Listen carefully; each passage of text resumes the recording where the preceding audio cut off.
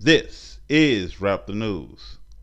We're going to talk about sleep paralysis, which is in truth demonic possession. They attack you between the dream world and reality, the waking life. They attack you between the two. So when you are waking up out of your sleep, these things attack you. They get on you, they hold you down. They are pretty much sucking your power. They use your power against you. And that's what's happening right there. Until you completely wake up. When you wake up, they have to release the grip. And so you're trying to move your fingers. They is promoting a lot of fear. So they interjecting a lot of fear on you. You're trying to move your toes. You're trying to move. You're struggling with them. You know they have a hold of you, this demon or demons. Sometimes it's more than one. And basically, one day, because they used to get me all the time, and again, this is due to sinning, and it's due to hypocrisy. When you know better than what you're doing, then basically these things attack. And so basically, they were attacking me because I was watching shows with some nudity in it, shows with girl fights and things like that, and which showed nudity. And I knew better than to watch that. And if Israel, if you are watching love scenes, nude scenes, and things like that, these things will continue to curse and attack you until you clean your life up on earth as it is in heaven. Somebody made a video about me talking about smoking weed. You ain't gonna smoke weed in heaven. You are only smoking weed and doing these drugs to escape reality. The reality and truth is the Most High God. To smoke weed is to escape the reality of the Most High God and His creation, and it is to not be accountable for what you see and what you're going through in life. You are trying to escape life. But that's another topic. So when I was looking at not so good movies and things like that, this worldly shit, these things used to attack me. And I just said, I'm going to get it and I'm going to kill it because I know that between the two worlds, not only can they attack you, but you can attack them. This is why they want to interject a lot of fear on you so that you wouldn't think to attack them. And so I was planning on attacking them.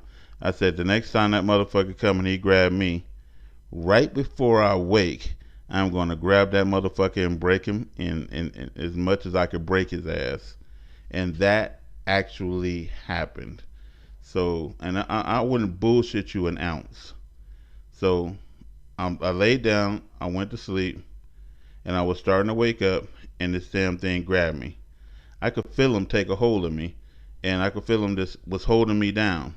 And he was trying to prevent my fingers. I was trying to move my fingers, and he was trying to prevent them. I was moving my toes, and he was trying to prevent it.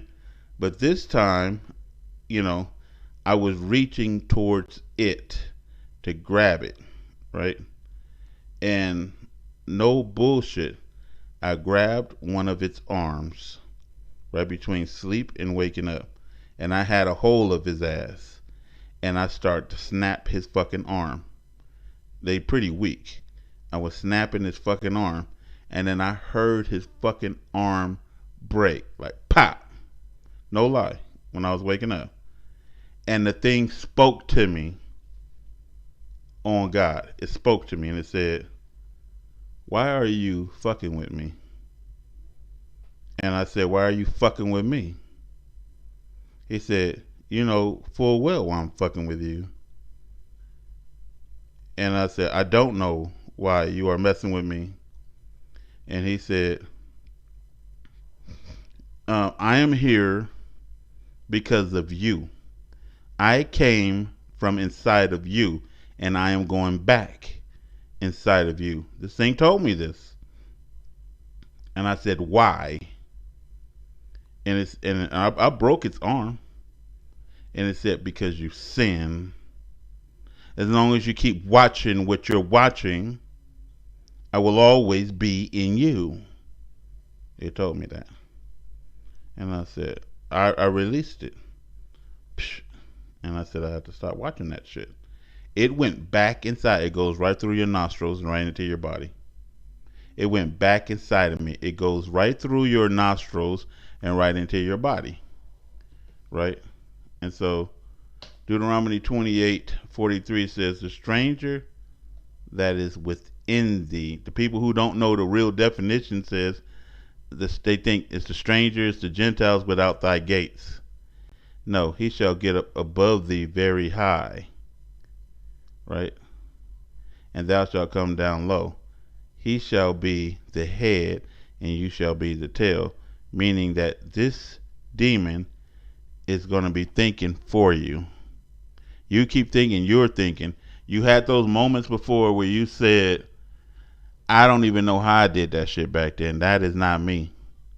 I would never do that shit again. I would never put myself in predicaments like that. Because you never did put yourself in a predicament like that.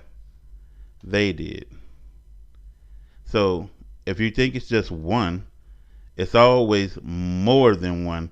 These things travel in tribes, groups, and they got hierarchies and everything else. They got leaders. They are appointed to attack you. They follow your family from generation to generation. They already know what your forefathers, what made them fail, and they're going to try the same shit on you. And so you're going to, and that's what they call genetics. Your forefather was a drunk, you're drunk, and they're drunk, and everybody's a drunk until somebody breaks the curse. Right? And so tribes of them, they are never alone. They are all working on you. All of their minds are used against you. The thing about these demons is they're dumb. Let's keep going. Luke 8:30, and Jesus asked him, saying, what is your name? And he's talking to the demon inside the man. And the demon said, Legion, because many devils were entered into him. Many. So, again, a lot of them are there. If you have a demon in your house, they say poltergeist, it ain't just one. It is a bunch of them working together. And they get powerful the more you sin and go astray. Okay, now, not all of the things that come grab you in the night and fuck with you are demons. Sometimes they're people who astral project. And they in your house. They work with demons. And basically Satan has called them on you because they know you are religious. And when you sin, they had a power to enter in and everything else and to fuck with you and to take things out of your house and to cast spells and shit on you. They'll send demons in, they'll send animals in, they'll send other things in to work their spells on you because you sin. And all of it has something to do with sin. When you completely stop sinning, these damn demons and these astral projected motherfuckers, they handlers, will leave you the fuck alone. They will. Keep it moving. Now, you sleep and you feel a presence. And you look and somewhere in the cut there's some motherfucker that's sitting there in the cut and you see them and then they run out or they just fade away. As you wake up, they fade away. And basically, the reason why they're at a distance is because you're still somewhat righteous and protected. So they can only come so close to you. They want your ass real bad. The moment you go into full sin, they are coming to attack your body, your soul, your spirit. They are coming to attack you. But as you see, this one in this pic, it's at a distance, and they'll stay around that distance. You wake up and you see a shadowy figure that looks like a person or something. You can't quite make it out, and it takes out. Now, you have the dark shadows, and you have the light shadows. So here's the thing about these demons. When you're doing sin, they can attack you and they won't faze them. If you're doing righteous and they try to attack you, they become lighter beings. Like they begin to get light. Like if you totally righteous and you're not doing any sin, and they touch you or come near to you, you affect them and they become a light, right? And this is how you affect them. And so they don't want to become a light because it's a disgrace to them. And so I'm telling you, this is no bullshit. Everything I'm telling you, this is hard work and learning about these things. And so anyway, they stay at a distance. You'll see some of them they darker, and you'll see some of them they're lighter. You'll see some of them they're tall. Now, if you get a super tall one, that might be an angel, a guardian angel, or something there to protect you, or something there to take your soul. It depends.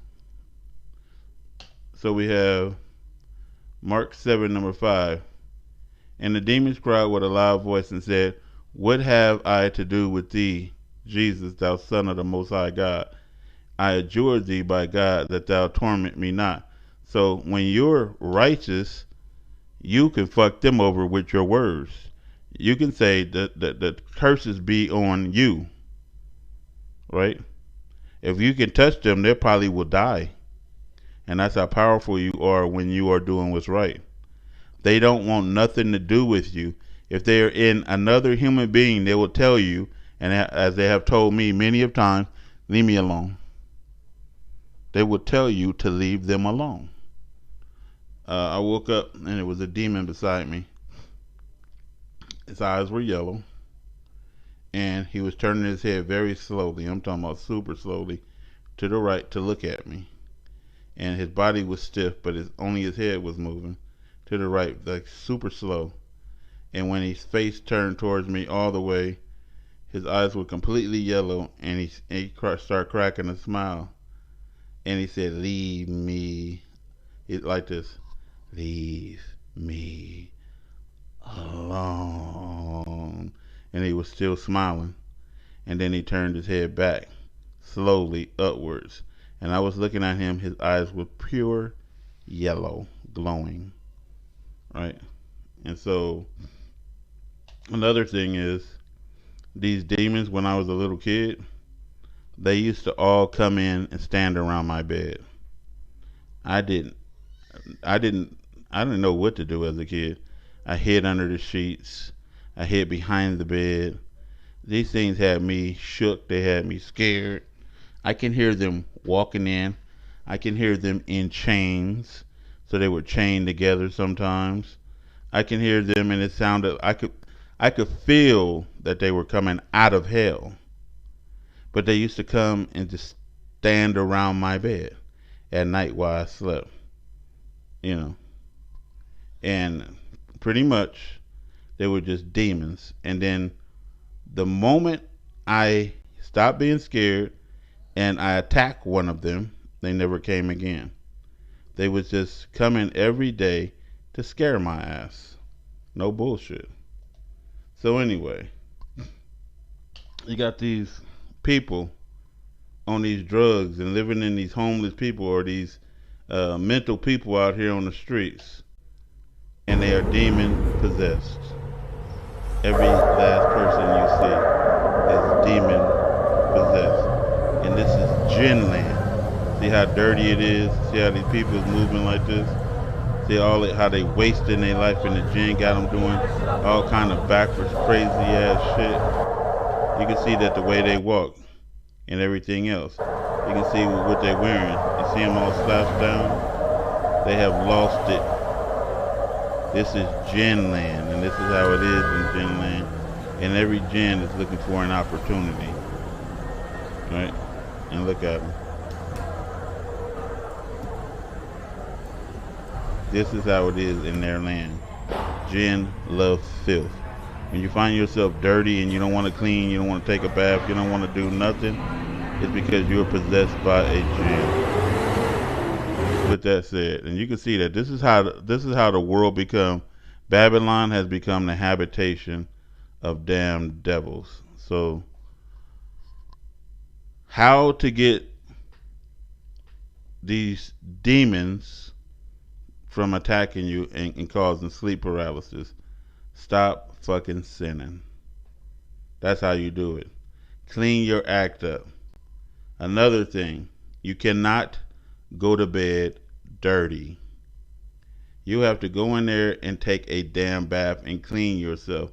And every time you go to the bathroom, you have to wash up before you leave that bathroom. Don't just take a piss and shit and then you walk up out of the bathroom. No. You wash your hands, you wash your face, you take a wash up, and it might wake you up, but it's better than these motherfuckers attacking you. They will attack you if you are dirty. They love filth. This is Rap the News.